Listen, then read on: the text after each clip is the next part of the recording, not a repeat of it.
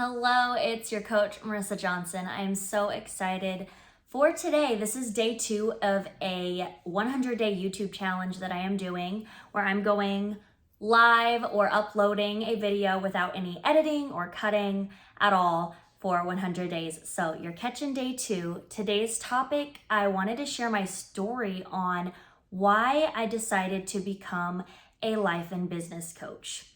And along this journey and what the story that I'm going to share with you, I would love to know how you resonate. So comment if you're also thinking about being a life coach. I can help you along the way. In fact, I actually have a masterclass that can help you set the foundation for your business and also help you get really aligned in your purpose, your messaging, who you want to serve, all that good stuff.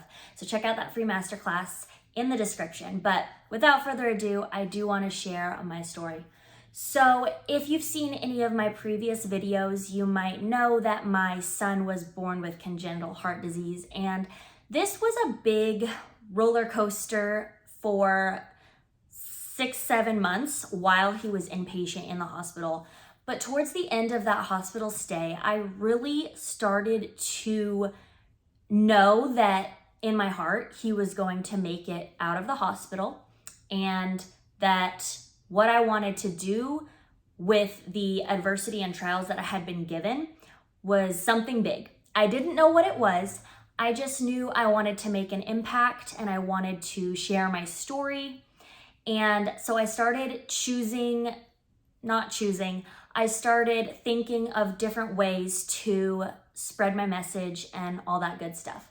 Ultimately, I wanted to share a message of positivity, and I also wanted to raise awareness for congenital heart disease.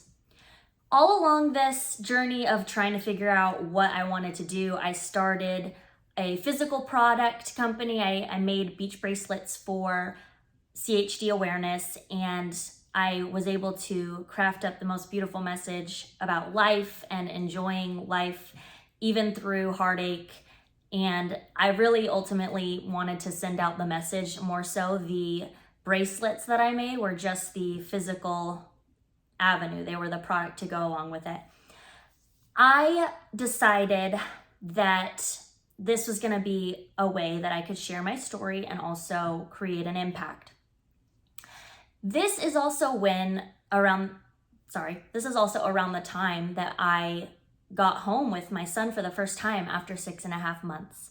So we made it home and I was thrilled.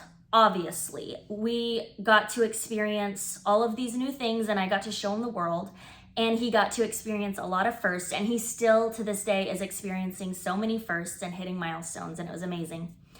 There was something though that really kind of didn't sit well with me when we got home. And this was the fact that I had a lot of fear bringing him home for the first time. Although we did have the pulse ox and all this other stuff to monitor him, I just could not get over thinking about our limited time together. And if you're a medical mom, you may resonate with this, but I do not want to sound morbid. I know that a lot of medical moms struggle and sometimes their child doesn't make it. This is something that they prepare you for while you're in the hospital. They always talk of, and by they I mean the doctors and nurses, they also mention, there's no guarantees. You never know what could happen. And they are positive at the same time they attempt to set you up for that. So when we arrived home, I immediately started thinking the worst. Whenever we were having a precious moment together and my son was laughing in my arms, for some reason my mind just went straight to thinking, soak it up. This could be your last moments like this. He may be gone tomorrow.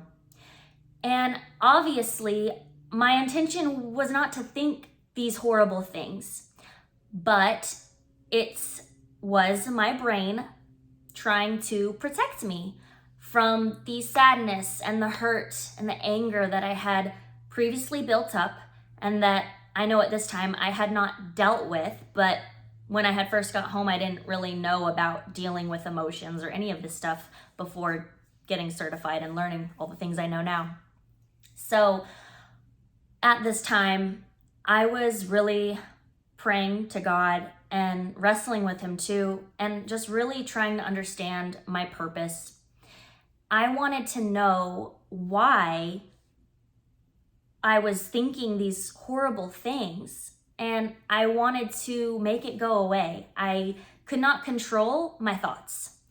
And I knew that God did not put me on this earth to be living with this anxiety and feeling these feelings.